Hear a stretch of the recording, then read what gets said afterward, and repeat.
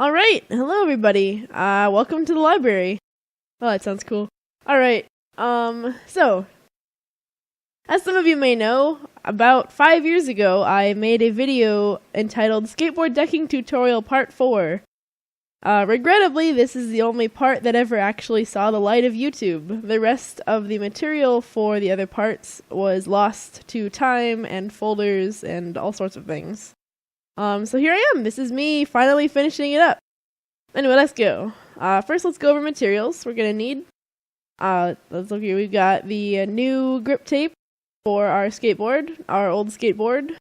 A screwdriver, a brick, a wrench, a bottle of lacquer thinner, a rag for said lacquer thinner, some green tape, some detail tape. It's an art thing. It's about 1/4 of an inch wide. And some black paint. Alright, let's get started. First things first, you're going to want to take the trucks off of your board. Some basic truck anatomy is you have your wheels, your bearings, your bolts and nuts and assorted things that attach it to the board, and the truck body itself, as well as the spacer pad, which serves the purpose of cushioning the truck against the board so it's not metal on wood, and it gives it a bit of flexibility. Alright, anyway, what you're going to do is you're going to want to take your screwdriver and wrench and detach your trucks and all of the pieces from your deck, which I have magic, so I'm doing instantly. Alright, and set that stuff aside, make sure you don't lose it, have a box or something. In the original video, I had a piece of paper that I set everything on. It probably worked out. Anyway, okay, so for the old grip tape, what I did is, honestly, the skateboard I got, it had been sitting outside for quite a while. Honestly, my original skateboard I got from the side of the road during a quarterly pickup session.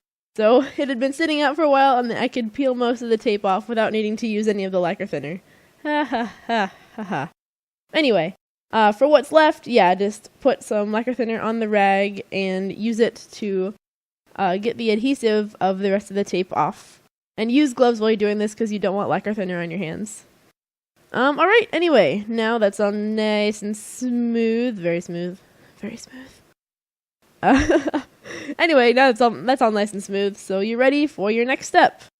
The cool thing, the awesome thing actually about grip tape is it's basically a gigantic sticker. And there's a sticky side with a design on the front and then the back of it.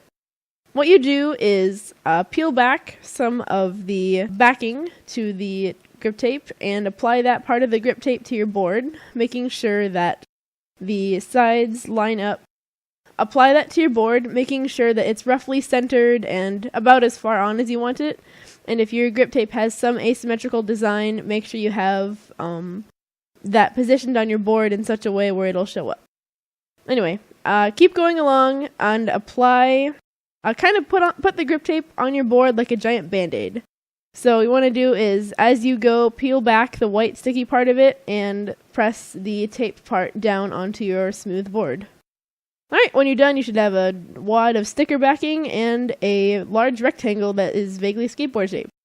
The next step is to take your screwdriver and just go to town, pressing down the tape around the outline of your skateboard. This gives your knife a line to cut around. It's like a guideline for you, and it's sort of a way to begin perforating your tape for when you're cutting it off. Whew, okay, rock on. Anyway, okay, so you can't see it from here, but I'm going to just pull the camera in a bit closer here.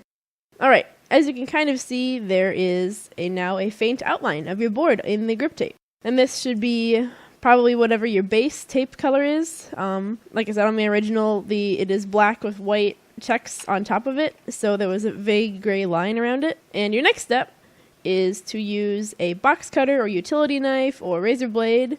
Mine is my finger. I have, like I said, magic. I can do that. But while you're doing this, make sure to always cut away from yourself. Don't cut other people, and just use general good knife safety practices. Alright, let's get started.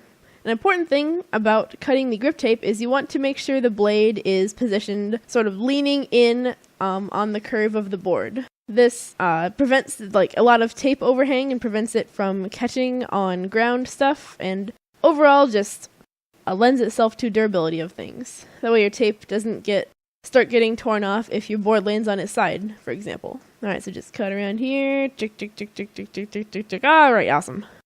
If there are any air bubbles, as you can see here, just lance them with your knife. Again, use safe knife practices, but just poking a hole where in the bubble, you don't have to slice the entire bubble, just enough to let the air out, and then pushing the air out, that is how you solve those. Alright, let's take an awkward break here to watch part 4. We're entering part 4. And here we go.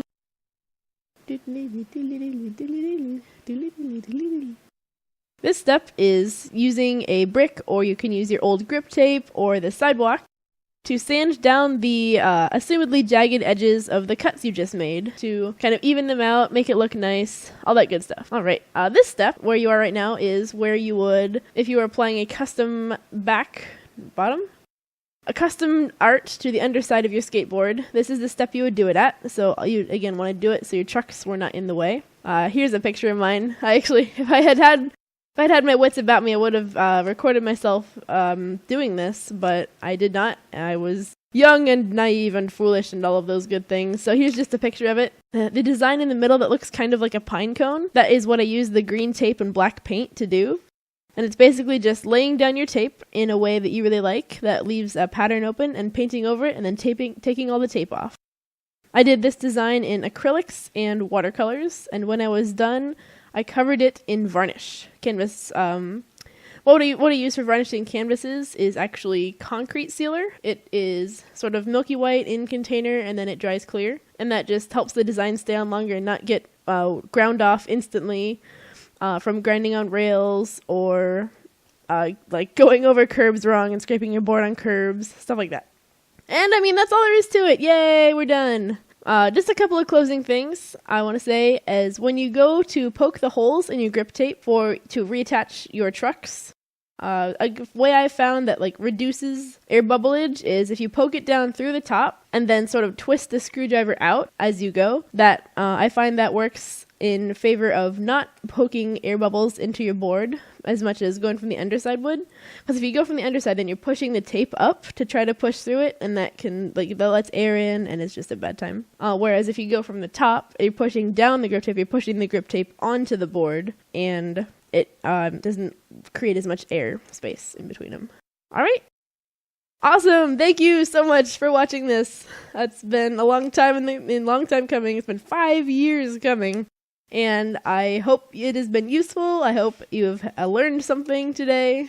And if you have any questions, comments, any cool things you did with your skateboard, feel free to post in the comments below. And thank you for watching. Alright, card out.